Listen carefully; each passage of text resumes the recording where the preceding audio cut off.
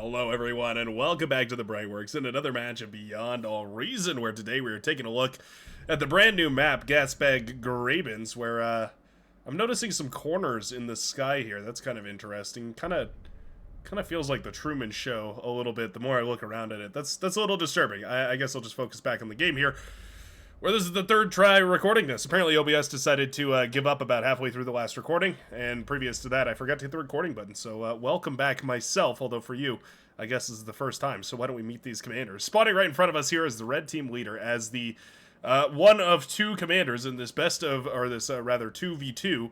It's going to be none other than Crimson Sushi right here. Whoop, there we go. Pardon me. Fixing the camera. Crimson Sushi, 26 open skill, and going to be showing us what they've got as an Armada commander on the front lines here as the red team leader. Spawning north of them here is the yellow commander. It's going to be none other than Choom, spawning as a Cortex commander and going to be going for a bot lab as well. Now, spawning on the other side of the map, spawning in the blue commander, or spawning in the northern position as the blue commander, it's going to be Chaos Fin, clocking in at 27 open skill, and at the south of them there, it's NT Guardian. NT Guardian clocking in at 12 open skill, and going to be playing his arm here, bots as well. Looks like we're in for a bot map. Should be cool. Gasbag Grabens. What is there to say about this map? This is a brand new map that was put out by Aidenot, I believe. In fact, we could zoom in right here. There we go. Author is Aidenot, and you can see it's an 18 by 12. It's a 1 or 2 or 3v3v2v1. It's meant for 1 to 3 players. If you're a fan of the stream, which we do on... Oh, okay, oh my goodness. Gave me a heart attack right there. I thought this was about to just shut down on its own right there. Had a little bit of a lag. I'm sure it scared some of you too. Thought your phone was buffering or something all of a sudden. I don't know what's going on with it today. It's really throwing me so many issues, and I really couldn't tell you exactly why. It really made me panic. If I had to do this a fourth time, I was probably just going to throw this replay out the window and call it cursed. Sorry, that's how it goes sometimes. I only cast lucky people's replays, so I throw half of them out the window before I cast anything. Little tick moving forward right here. Oh, directly into the LLT right here. So far, so good. I was going to point out that the blue team, a little bit disadvantaged, at least on paper, going into this here, with less experienced chevrons on the field here, as well as just lower OS in general over here. It definitely feels like they're on the back foot, so I'm curious to see how this game is going to go. Now, I did watch about half of it, so I know how sort of half of this match is going to go. Unfortunately, I hate spoiling games for myself. Oftentimes I'll watch really interesting matches while I'm live, just, you know, hanging out in the lobbies or checking out multiplayer or playing myself, and I'll play a really cool game, and then I go to cast it later and think, man, is this really a genuine cast? Like, this is my genuine reaction. I know exactly what's going to happen in this game. It feels, I don't know, it feels a little disingenuous to showcase those games. Typically, if I do, I usually showcase it for a point. Something that works really well, or an idea that I like to highlight, something like that. Because otherwise, casting a game and feeling like I'm reacting to something that I've actually already played in or seen, I don't know. Something about that doesn't scratch me the right way.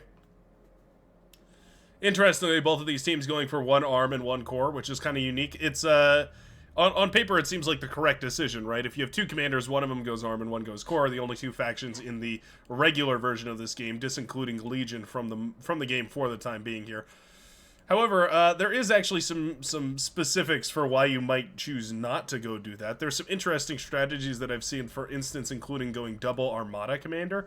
And what you do is essentially both commanders greed out as many ticks as possible. You just get barely enough economy up and running to start spamming ticks, and both commanders just make as big of a tick ball as possible and hand it to one of the commanders. So it looks like it's just one comm making a bunch of ticks, but they have vastly more than enough ticks to out-snowball the forces of any one of the other commanders. With proper coordination and a little bit of luck from luck necessitating no coordination for the other enemy team, it can actually be a really dangerous effect. And suddenly you can find yourself with these crazy advantages, putting ticks in the back lines, doing all sorts of crazy stuff. It's a pretty interesting playstyle that I've only seen a couple of times from some players far better than I feel like oftentimes a lot of folks forget that there's a reason I cast these games, right? I'm very experienced. I've been casting this game for about 2 years, but that's far and away not even... I mean, as far as, you know, the history of TA and Planetary Annihilation and, you know, all those different spin-off games from Total Annihilation, there's definitely some folks that have been around the game a lot longer than I have. But that is to say, there are also folks that have a lot more APM than I do. Do as I say, not as I do. I get people that ask all the time, you know, why do you e-stall in your games? I notice right now that there's a huge e-stall going on the map as the wind speed is starting to drop. I get people asking all the times, you know, you always critique people for e-stalling, but then you e-stall really, really badly. That's true, and that's because I'm human as well. I'm prone to make the exact same mistakes, even though I know exactly how to avoid them. What a beautiful engagement right here for the Red Commander. Sorry. Sidetracked slightly to talk about the ecos here, to zip it back to the game. The Red Commander taking a fabulous trade on the southern side. Those pawns blasting down the green components as well as that constructor right there. What a fabulous little pickoff right there for the Red Commander. Just the shape of that engagement turning the tides completely, because it was basically even. 1, 2, 3, I think it was 4, 5? Yeah, five pawns versus 1, 2, 3, 4, 5, 6, 7? So 5 pawns versus 7. I mean, it's not exactly an even battle, but it is pretty good. We would love to see a res on that construction bot right there. I don't know if the Red Commander was even aware that there was a construction bot in the mix. It died so quickly. But still, that's a wonderful trade right there, and obviously it slows down the expansion of the Green Commander quite harshly. There's another constructor moving forward. Well, we're being a little willy-nilly with these constructors, and they're expensive, 110 metal apiece, but more than that, they also represent your eco-scaling, right? The more of these that you lose in the early game, the more you have to rebuild in the late game, the less builder power that you have going into the mid-game and late game, and that can be really dangerous eventually. Here we go. Another constructor completely blasted apart right there. Okay. Well, one of the interesting things about Gasbag Gravens, one of the other things I wanted to bring up why I was curious to see Armada Commanders is because obviously Armada Commanders in their T1 air stage have those Banshees. They have the T1 gunships, which on most maps, on 9 out of 10 maps, are not going to be very powerful. They really can't find too much value. However, on maps like this with gigantic open air paths, I'll just zoom out for a second so I can highlight this. You can see these gigantic pathways that lead into the enemy bases just flying around the neutral zone, the empty space on the map. You can get really crazy value out of gunships by sneaking a couple around, popping some of those metal extractors, moving them forward, killing some wind turbines, all that sort of good stuff. One of these LLTs right here doing a great job. Chew him down to 34% HP. The LLT here, firing at the commander. You know what? Both those comms taking a lot of HP. That's an LLT duel. Boom goes the LLT for Chum. Just a little more experience making the difference right there for that LLT. I don't know how an LLT makes experience, how it stores memories. I guess the same as any other robot. It just can't move. Are we going for a trade here? Doesn't look like it. Maybe Crimson Sushi was thinking about it, but saw reinforcements inbound and decided better of it. NT Guardian down to 11% HP right here. That is quite low. I'd be a little bit concerned. Oh, hey, we did resurrect this. Nicely done. See, that's what I'm talking about right there. Crimson Sushi resurrecting this and then turning it into a little bit of build power on the front line. It's not a lot, but it's enough to help stimulate the repair on the fronts here. Big old thug army moving forward. Oh, no. Not enough energy to fire LLTs. You've got to be badly energy stalled not to be able to fire your LLTs. Yeah, wind speed is plummeting right now, and the Yellow Commander doesn't have any sort of stable energy production. Solar panels start up immediately to try and remedy the issue, but it's a bit of a band-aid on a wound here. Oh, yeah, these constructors are dumping hundreds of energy into this. Well, as much energy as they can anyway. 16 energy currently, because there's just none to go around. The construction turrets are on high priority as well? No, just this one. Okay, so whatever this turret is pointing at is what most of the resources are going into, interestingly enough. Yeah, the Yellow Commander just forced to dump metal into solar panels. It's not the worst move, right? If you treat these as storages, you just kind of consider them like they're metal storages that also produce energy, then you can sort of say they're efficient, but oftentimes we'll see commanders forget about them, they get destroyed, and then you easily lose hundreds, sometimes thousands of metal as they get lost. Not to mention if the enemy manages to reclaim them, that's another huge boon to the economy of whosoever manages to reclaim all that. Chum in a little bit of trouble here. Oh, starting up a forward vehicle lab. I see the play. Starting up the forward vehicle lab while also maintaining the backline bot lab and backline bot lab production. It's asking a lot of the energy of your economy here, and I think the Yellow Commander is starting to realize that. Meanwhile, a Killer Grunt run by manages to take out 3 of these metal extractors and, well, 4th metal extractor, actually. Yeah, Chum learning the power of the thug, firing away right now, doing about 2% per blast, and meeting every ounce of it. It looks like it's closer to 3% per blast, really. Man, thugs are pretty good. No energy to D-gun either. Oh, no. Chum in a dire state does go down. The Yellow Commander, half the commanders for the red team, now lying in the dirt right there. And that is a brutal, brutal turn of events right now. The blue commander does appear to have stabilized the energy economy. We've got some A-solars up and running, so that's allowing for quite a lot of production. You can see those thugs marching out of the laboratory. 40 metal per second really does allow you quite a lot of production. As you can see, just the endless stream of thugs now coming forward here. The thugs going to be quite a bit better than the grunts right now. I'm not sure that grunts are really what we want. Grunts are decent, I will say. Grunts can do a lot of work, a lot more work than I feel like people expect. But oftentimes, they're better as run-by units. They're better as tools for harassing different folks. That was a aggravator firing into the back of its friendly unit twice there. This guy's the betrayer of teammates. This aggravator hasn't hit anything enemy in 4 rockets. Maybe the worst aggravator. Oh, it kills another teammate. Oh my goodness, that's the worst aggravator that ever lived. That thing should probably be deconstructed. There's something faulty in its memory circuit right there. I think it believes that it's on the blue team or something like that.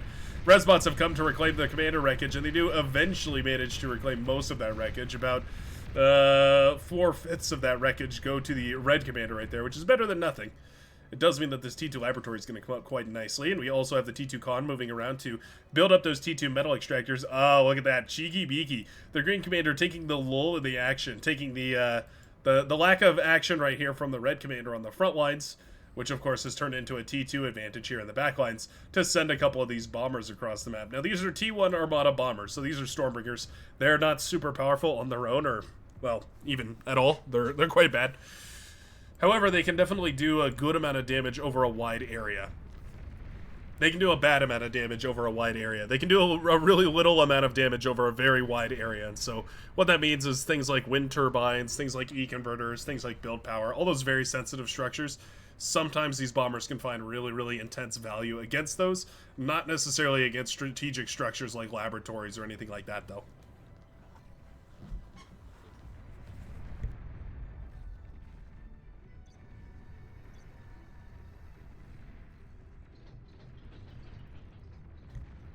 Sorry, muting the microphone to blow my schnozzle. Bombs do appear to be connecting right here with both of these bases. The red and yellow commander taking some heavy hits right here. Bombers connecting with largely the solar panels here, which is kind of interesting. I suppose it's a lot of metal out of the economy right here. I mean, those are 150 metal apiece. Once they go down to a wreckage, they are now 93 metal apiece. And once they go to debris, it's 38 metal apiece. So this is hurting the... it's hurting the red commander in a strange kind of way. Like, they can't reclaim all that. But it also means that all that will be reclaimed right here. So, the A-solars are already up, so it's not like the worst energy hit in the world. This is very scary, though. Thugs watching and waiting. Not even really entirely sure what these thugs are waiting for. There's more than sufficient metal right here to push through this. The T2 laboratory is spotted, and that should be the green light that the blue commander sees in order to go. Your enemy is going into T2 while they have a meager army compared to your gigantic one. It means that you push forward and kill their base. That should be the obvious signal right here for the blue commander. I'm a little surprised. 27 open skill and silver tail chevrons. I'm a little bit curious what the stall is here.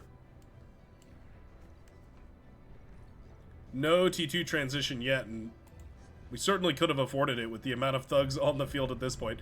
Just the reinforcements alone could have paid for a T2 laboratory. Yep, flamethrower turret's pretty good. Now the issue here is if this T2 laboratory comes up by some miracle, and I mean the yellow commander's making it happen. Double geothermal is more than sufficient energy production to make this work.